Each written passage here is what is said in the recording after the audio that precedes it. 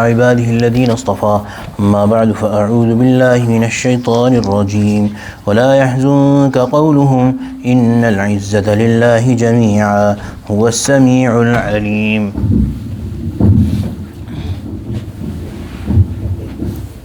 ألا إن لله ما في السماوات وما في الأرض وما يتبع الذين يدعون من دون الله شركاء إن يتبعون إلا الظن وإن هم إلا يخرصون هو الذي جعل لكم الليل لتسكنوا فيه والنهار مبصرا إن في ذلك لآيات لقوم يسمعون قالوا اتخذ الله ولدا سبحانه هو الغني له ما في السماوات وما في الأرض إن عندكم من سلطان بهذا أتقولون على الله ما لا تعلمون قل إن الذين يفترون على الله الكذب لا يفلحون متاع في الدنيا ثم إلينا مرجعهم ثم نذيقهم العذاب الشديد بما كانوا يكفرون. صدق الله العظيم وبلغنا رسوله النبي الكريم ونحن على ذلك من الشاهدين والشاكرين والحمد لله رب العالمين. ولا يحزنك قولهم. O Prophet sallallahu alaihi wasallam, what they say should not make you grieve. Innal izzata lillahi jami'a. Surely all power belongs to Allah. Huwa as-sami'ul alim. He is all hearing, all knowing. Ala inna lillahi man fis samawati wa man fil ard. Listen, to Allah belongs all that is in the samawat, in the skies, wa man fil ard, and in the earth. وَمَا يَتَّبِعُ الَّذِينَ يَدْعُونَ مِن دُونِ اللَّهِ شُرَكَاءَ. And those who invoke associate gods, basically those who call upon other gods, make other gods apart from Allah or partners with Allah. إِن يَتَّبِعُونَ إِلَّا الظَّنَّ. They are not following anything except their whim, their dhann. وَإِنْ هُمْ إِلَّا يَخْرُصُونَ. And they do nothing but they make conjectures. So Allah subhanahu wa ta'ala is telling the Prophet sallallahu alaihi wasallam, do not grieve over what they say. All the power is with Allah subhanahu wa ta'ala. All the knowledge is with Allah subhanahu wa ta'ala. He knows fully well, and everything which is in the skies and the earth is under the control of Allah subhanahu wa ta'ala. So Allah subhanahu wa ta'ala is going to take revenge on your behalf.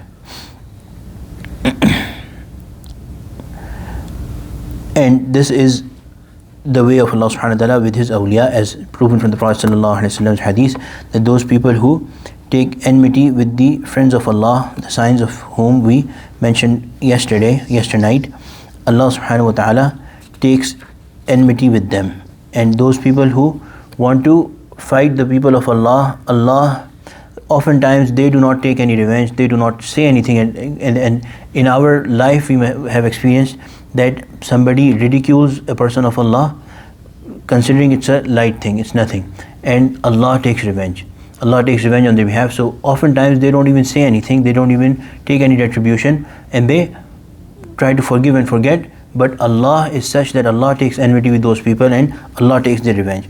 So what about the Prophet sallallahu alaihi wasallam? The people who bothered him all his life, who hurt him, who troubled him all his life, what kind of a revenge is Allah subhanahu wa ta'ala going to take with them?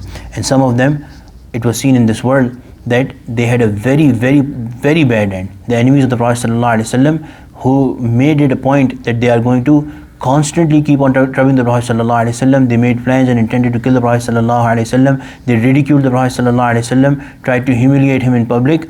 Allah subhanahu wa ta'ala gave them a very bad end in this world, and in the hereafter their punishment is going to be much more. وَمَا يَتَّبِعُ الَّذِينَ يَدْعُونَ مِن دُونِ اللَّهِ شُرَكَاءَ إِن يَتَّبِعُونَ إِلَّا الظَّنَّ. These people who do shirk, they don't follow anything except their whim, something that they have come up with themselves. وَإِنْ هُمْ إِلَّا يَخْرُصُونَ. They are just making conjectures. They don't have any basis, any evidence of what they are saying and what they are doing. هُوَ الَّذِي. Allah subhanahu wa ta'ala is presenting a proof. هُوَ الَّذِي جَعَلَ لَكُمُ اللَّيْلَ لِتَسْكُنُوا فِيهِ وَالنَّهَارَ مُبْصِرًا. He is the one who has made for you the night, لِتَسْكُنُوا فِيهِ, so that you can may rest in it. وَالنَّهَارَ مُبْصِرًا. And He has made the day so that you could see. Inna fi dhalika la ayatin liqawmin yasma'un. Herein, this alone is proof enough for the people who listen. Yasma'un, listen means Those people who listen with an intent to understand and with an open mind. And this again, one of the many signs which are alone enough to prove the oneness of Allah subhanahu wa ta'ala, the authority of Allah subhanahu wa ta'ala, that there is day and there is night. Allah subhanahu wa ta'ala has made day. Out of His perfect wisdom, He's appointed a time for human beings where they are able to see better and they are able to do their work. Then there is night time where they are able to relax and get ready for the next day. If there was multiple powers at work, then there would definitely be, at some point, there would definitely be some sort of friction between them, where one would want it to be the day and the other would want it to be a night, or there would be some sort of friction between two authorities. Whenever there is multiple people of authority or multiple persons in authority, no matter how well they get along with each other, there is a point where they have a difference of opinion. So therefore, we see in our life as well, these people say that the next ayah says, قَالُوا اتَّخَذَ اللَّهُ وَلَدًا سُبْحَانَهُ. Allah subhanahu wa ta'ala, these people say that Allah, na'uzu billah, hasha wa kalla, Allah subhanahu wa ta'ala made a son. Subhana, He's pure of it. He's pure of depending on anyone else for authority. He's pure of sharing anyone else His authority with. So, Allah is giving you a proof, an irrefutable proof, that for many thousands and millions of years, the sun and the moon have been working, and there has been day and night without any friction, without any conflict. If Allah, na'uzu billah, if anybody has a son, there's two ways possible. One is that the son is like the father, which is we call as the same kind. For example, a human son is a human. So a God's son has to be God. If that was the case, then you are saying that there's multiple gods, and when there's multiple authorities, then there has to be some friction, and there is no friction. So therefore, this is baseless. This does not come to sense. The second way of having a son might be that, and which is a major drawback and a fault, that is considered, that if the son is not like the father, is of a different kind, or of a different jins, we say, a different kind altogether, which is a major fault, and you cannot say that God has a fault. So you say that He's God, He's Ilah, and He's made a son. Now there could be either of the two possibilities. Either He shares authority with Allah, which is not possible because you see that there has never been any conflict, or you say that He is not God, so that He is not like God, not like the Father. So how does that come to sense? That you are saying, na'uzu billah, you are accusing Allah that He, na'uzu billah, gave birth to a son, but the son was full of fault, was a faulty son. So that's not possible. So what you say does not make any logic, does not hold any sense. Subhana, He's pure of it. Huwal ghani, He is independent. He is ghani.